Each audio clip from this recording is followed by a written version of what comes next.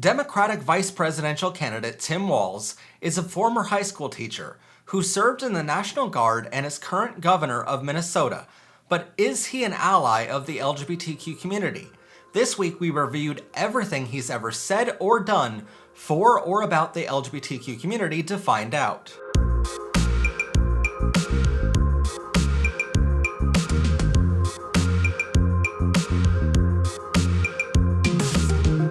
Introducing our Gay Penguins pin, featuring two adorable gay penguins in love with a rainbow heart background and soft backing clasp. It's available now at ProfessorPride.com along with dozens of other cute LGBTQ pins and accessories. As you might have heard, the Democratic nominee for Vice President, Tim Walz, was born on April 6, 1964 in a small town in Nebraska.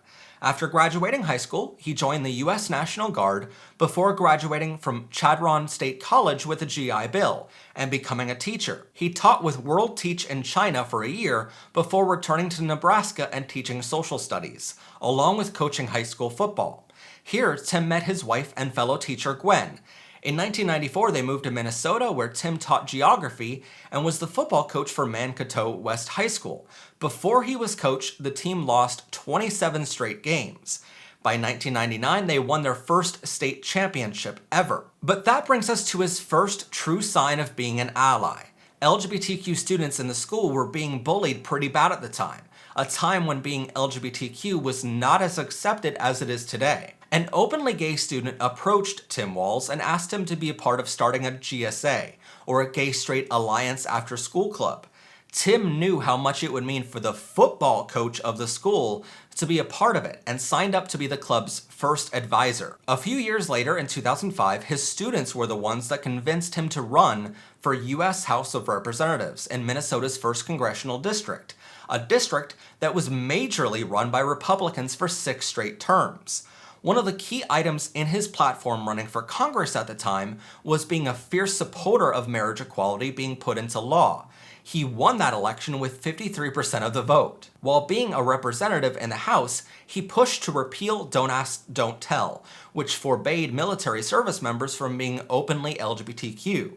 In 2009, he gave a speech on the House floor against Don't Ask, Don't Tell, saying, quote, "Not once did I see this nation was safer because a soldier who was removed because of sexual orientation." That same year, he spearheaded the passage of the Matthew Shepard and James Byrd Jr. Hate Crimes Prevention Act, which expanded the federal hate crimes law to include violent acts against someone based on their sexual orientation or gender identity. During this same time, he was also a strong supporter of the Respect for Marriage Act, which put marriage equality for gay people into law. And although it wouldn't pass the House and the Senate until 2022, and later was signed into law by President Biden in December 2022, Tim Walz was one of the first supporters of the bill back in 2009, even before the marriage equality ruling by the Supreme Court in 2015. Tim served in the U.S. Congress until 2018, when he decided to run for governor of Minnesota, and later won that election in 2018 and 2022. One of his first acts as governor was to sign an executive order barring state agencies and private insurance companies from paying for conversion therapy, the debunked practice of trying to change someone's sexual orientation or gender identity, which actually pushes LGBTQ youth to end their own lives. At the time, he said, quote, "Our kids deserve to grow up in a state that values them for who they are, not one that tries to change them. This executive order aims to protect young and vulnerable Minnesotans from the cruel and discredited practice of conversion therapy, and affirms that the LGBTQ+ community is an integral part of One Minnesota.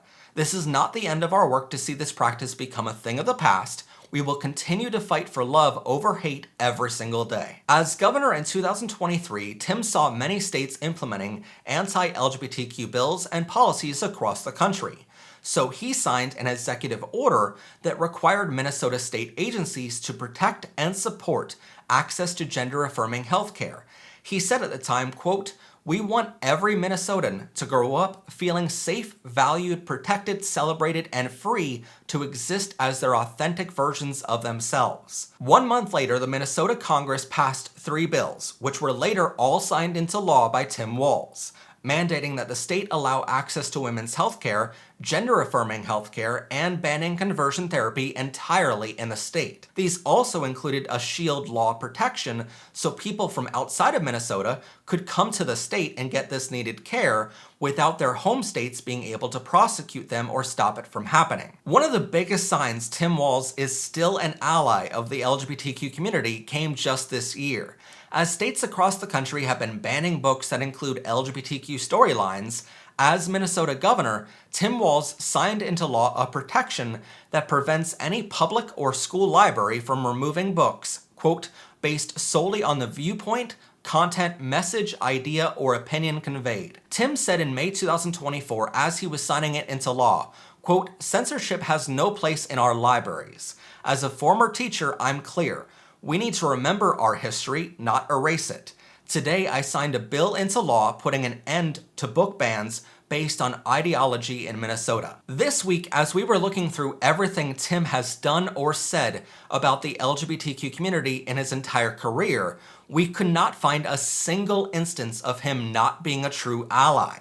He has always had our back, even when it was not popular to do so, and he's made LGBTQ rights a pivotal part of his campaign, even when running for office in areas that typically vote against LGBTQ rights, and he won each and every time. Truly, with Tim Walz being the pick for VP on the Democratic side, we have the biggest contrast in any election yet. Trump and Vance are both against gay people having any rights or freedoms. They have both said in writing that they will ban transgender people from being trans at any age, even those above 18 years old. They have both endorsed Project 2025, and Vance even wrote the foreword for a book by the Project 2025 author. RFK Jr. is outspoken on his belief that chemicals in the water make a person gay. He is against gender-affirming healthcare at any age, including adults, and does not want any LGBTQ lessons being taught to any age in any school, which is unconstitutional. He is also currently working with the Donald Trump campaign, and Trump has promised that if he gets elected, RFK Jr. will be his Secretary of Health and Human Services, overseeing the CDC, even though he is a strong advocate against vaccinating children, and still to this day, RFK Jr. thinks that the AIDS crisis is a gay disease. By the way, Donald Trump promised him this position because he is running more against Kamala Harris than he is running against Donald Trump, and it will no doubt take votes away from Kamala Harris more, and that's exactly what Donald Trump wants. So if you're voting for RFK Jr., the even bigger homophobe here, please know that you're basically voting for Donald Trump. But Vice President Kamala Harris and Governor Tim Walz both have perfect records on LGBTQ rights. They have both been fierce advocates for gay marriage, trans healthcare, and equal freedoms for queer rights overall, including conversion therapy bans, LGBTQ education, and protection to keep free speech in libraries. If you were to look across the country,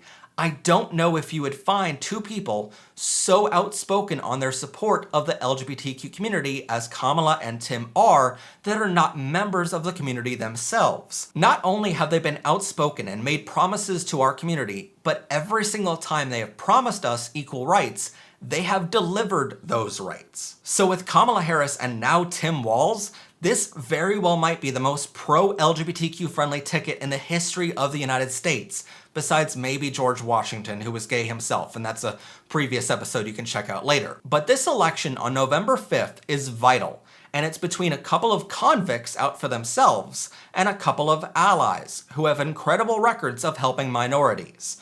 Between a woman and a man who's committed sexual assault against women.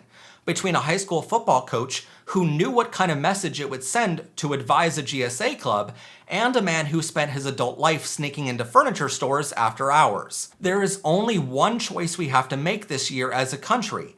Do we want to go back to 1930s Germany, or do we go forward? Please remember, if you're turning 18 years old on or before November 5th, 2024, in the United States, to register to vote using the unbiased link in the description of this episode. If you're over 18 already, you can use the same link to find info on your state, to find out how to register to vote, to check your voter registration if you need it verified, and the deadlines to do so.